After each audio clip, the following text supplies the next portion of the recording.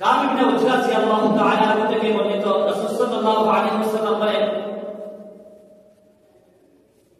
যে রমজান মাসে তিন প্রকার মানুষদেরকে আল্লাহ তাআলার পক্ষ থেকে জিবরাইল আলাইহিস সালাম বদয়া করেছেন। নবী সাল্লাল্লাহু আলাইহি ওয়াসাল্লাম আমিন বলছেন, ওই সমস্ত মানুষ ধ্বংস হবে নিশ্চিত বলা হয়েছে।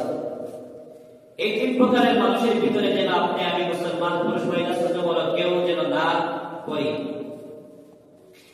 এক প্রকার মানুষ হলো আল্লাহ রাসূল সাল্লাল্লাহু আলাইহি ওয়াসাল্লাম কাব ইবনে উজরা রাদিয়াল্লাহু তাআলা থেকে বর্ণিত, তিনি বলেন রমজান মুবারকে সময় রাসূল সাল্লাল্লাহু আলাইহি ওয়াসাল্লাম সাহাবায়ে কেরামদেরকে বলেন তোমরা আমার নিকট করতে হয়ে যাও। সাহাবায়ে কেরাম মিম্বরের নিকট করতে হয়ে বসতেন। রাসূল সাল্লাল্লাহু আলাইহি ওয়াসাল্লাম তিনটা সিঁড়ি আছে, এইভাবে একটা দুইটা তিনটা সিঁড়ি।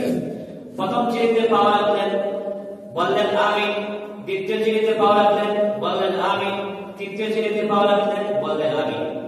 রাসূল সাল্লাল্লাহু আলাইহি ওয়াসাল্লাম খুতবা দেওয়ার পরে, বয়ান শেষ করার পরে, নামাজ শেষ করার পরে, মিম্বর থেকে নামার পরে সাহাবায়ে কেরাম আরজ করলেন, ইয়া রাসূলুল্লাহ সাল্লাল্লাহু আলাইহি ওয়াসাল্লাম,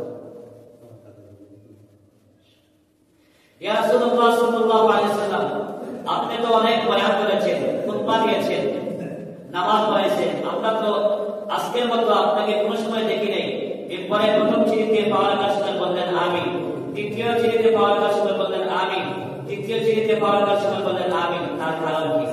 আল্লাহ রাসূল সাল্লাল্লাহু আলাইহি ওয়াসাল্লাম বললেন, যে সময় আমি মিম্বরের প্রথম সিঁড়িতে পা রেখেছি সেই সময় আল্লাহর পক্ষ থেকে ফেরেশতা জিবরাইল আলাইহিস সালাম আমার নিকটে আসিয়া পৌঁছে গেছেন। আর পৌঁছে বললেন, যে ব্যক্তি রমজান মাস, কোরআনের মাস, রহমতের মাস, বরকতের মাস, মাগফিরাতের মাস, জাহান্নাম থেকে মুক্তির মাস, জান্নাতের মাস, এই এত মুবারক মাস পার করে যে ব্যক্তি রোজা রাখিয়া, নামাজ পড়িয়া, কোরআন তিলাওয়াত করিয়া, সিজদা করিয়া, তওবা ইস্তেগফার করিয়া, দান সদকা খয়রাত করিয়া নিজের জীবনের গুনাহ মাফ করাইতে পারছে না, পারে নাই, ওই ব্যক্তির ধ্বংস। আর রাসূল সাল্লাল্লাহু আলাইহি ওয়াসাল্লাম বলেন, জিবরাইলের কথার পরে আমি সত্য করার জন্য আমিও রাসূল বললাম আমিন। বলেন আল্লাহু আকবার। তাহলে আপনি আমি যে নামাজ পড়তেছি, রোজা রাখতেছি, দান সদকা ওয়ালা সিজদা তওবা ইস্তেগফার করতেছি, যদি আপনি আমি আল্লাহর কাছে মাফ না পাই, তাহলে এক নম্বর জিবরাইলের বদয়া, দুই নম্বর রাসূল সাল্লাল্লাহু আলাইহি ওয়াসাল্লাম আমিন বলা সত্য হওয়া, এটা আপনার আমার ধ্বংস হওয়া অনিবার্য নিশ্চয়।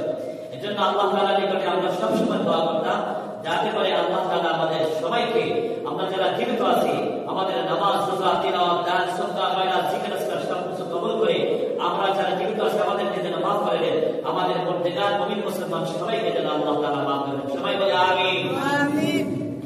দুই নম্বর পারার মধ্যে চিরের মধ্যে যখন পা রাখলেন, জিবরাইল আলাইহিস সালাম বললেন, আল্লাহ রাসূল সাল্লাল্লাহু আলাইহি ওয়াসাল্লামের নাম শোনার পরে যে ব্যক্তি আমিন বলল না, দুরূদ শরীফ পড়ে নাই, রাসূল সাল্লাল্লাহু আলাইহি ওয়াসাল্লামের নাম শোনার পরে যে ব্যক্তি দুরূদ শরীফ পড়ে নাই, ওই ব্যক্তি অধ্যক্ষ।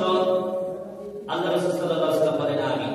যে নবীর ওসিলায় আল্লাহ তাআলা সাত আসমান, সাত জমিন বানিয়েছে, তামাম পৃথিবী সৃষ্টি করেছে, সবকিছু সৃষ্টি করেছে, এই নবীর নাম শোনার পরে একবার দুরূদ জীবনে মাসালা, জীবনে মুসলমানের জন্য, মুমিন মুসলমান নরনারীর জন্য জীবনে একবার নবীজির উপরে দুরূদ শরীফ পড়া ফরজ।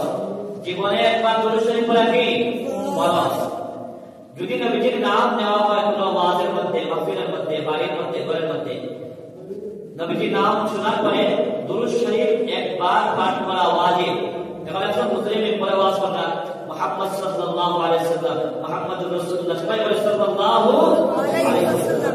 এভাবে কথায় কথা বলছেন মুহাম্মাদুর রাসূলুল্লাহ সাল্লাল্লাহু আলাইহি ওয়াসাল্লাম। তো হুজুরে বলেন সাল্লাল্লাহু আলাইহি ওয়াসাল্লাম, আপনারা যারা শুনবেন সবাই বলবেন সাল্লাল্লাহু আলাইহি ওয়াসাল্লাম। একবার বলা ওয়াজিব আর বারবার বলা সুন্নাত অথবা মুস্তাহাব। সুন্নাত অথবা মুস্তাহাব। তাহলে আমরা তো বারবার দুরূদ শরীফ পড়ি, নামাজে পড়ি, এমনিও পড়ি। ফরজ আদায় হয়ে গেছে, দুরূদ শরীফ নবীর নাম শুনলে দুরূদ শরীফ পড়া।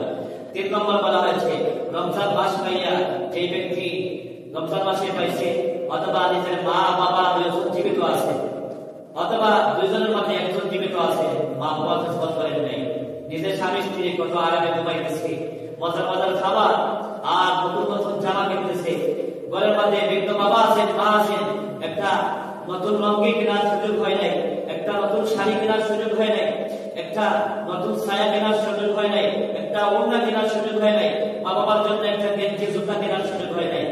তো মার্কেট ঠিক করেছেন, বাজারে গেছেন, মুরব্বী মা বাবা আছেন, আপনার মা বাবার জন্য দুয়ারে করা আনার সুযোগ হয় নাই, টাকা আছে পয়সা আছে, যদি সামর্থ্য না থাকে তাহলে বাবা তো বুঝতে পারে, মা তো জানে আমার ছেলে সামর্থ্য নেই, চেষ্টা আছে, 1 কেজি কমলা আনার সুযোগ হয় নাই, 1 কেজি আপেল আনার সুযোগ হয় নাই, মালটা আনার সুযোগ হয় নাই, আঙ্গুর আনার সুযোগ হয় নাই, শুধুমাত্র খাওয়াইলে দোয়া নয়, আপনার মাকে সন্তুষ্ট করেন, মার কপালের মধ্যে একটা চুমা দেন, মা আমার জন্য দোয়া করো, আমার মনের মধ্যে কষ্ট, যদি আমাকে আল্লাহ তাআলা সম্পদ দান করতেন, আমি যদি মালদার হইতাম, তোমার জন্য মানবালা খাবারের ব্যবস্থা করতাম, তোমার জন্য আমি উত্তম পোশাকের ব্যবস্থা করতাম। এইভাবে যদি মার নিকটে যাইতে পারে, মাকে বলতে পারে, মা যদি আপনার জন্য দোয়া করে, মাথা আদায়া দেয়, তাহলে আপনি হজে গিয়ে যে পরিমাণ সওয়াব লাভ করবেন, কবুল হজের সওয়াব আল্লাহ আপনাকে দান করবে। সুবহানাল্লাহ, কবুল হজের সওয়াব দান করবে। সুবহানাল্লাহ। একজন হাদিসের মধ্যে বলা হয়েছে, যে ব্যক্তি রমজান মাস অথবা কোন মসজিদে মা বাবা জীবিত থাকা অবস্থায় মা বাবার খেদমত করিয়া, মা বাবার দোয়া নিয়া, মা বাবাকে খুশি রাজি করিয়া যে ব্যক্তি জাহান্নাম থেকে মুক্তি পাইল না, ওই ব্যক্তিও ধ্বংসগ্রস্ত। সাল্লাল্লাহু আলাইহি ওয়াসাল্লাম বলেন আমিন, ফেরেশতা বললেন আমিন। এজন্য হাজিরা کرام আমরা মা বাবার দোয়া নিব, বিশেষ করে স্বামী স্ত্রী যারা আছে, স্বামী স্ত্রী যারা আছে, আপনার স্বামীকে আপনি যে কোনো ভাবে সন্তুষ্ট করবেন, কষ্ট লাগে, আল্লাহ তাআলা পুরুষের জন্য মহিলাকে বানাইছেন শান্তির জন্য, লিয়াসকুনু ইলাইহা ওয়া জাআলা মাওয়াদাতা ওয়া রাহমা, পুরুষের জন্য মহিলাকে শান্তির জন্য, আরামের জন্য, সুখ শান্তির জন্য বানাইছেন। আজকে অনেক পুরুষের জন্য মহিলা অশান্তির কারণ হয়ে গেছে, দেশে বিদেশে মহিলা পুরুষের জন্য, স্বামীর জন্য অশান্তির কারণ হয়ে গেছে।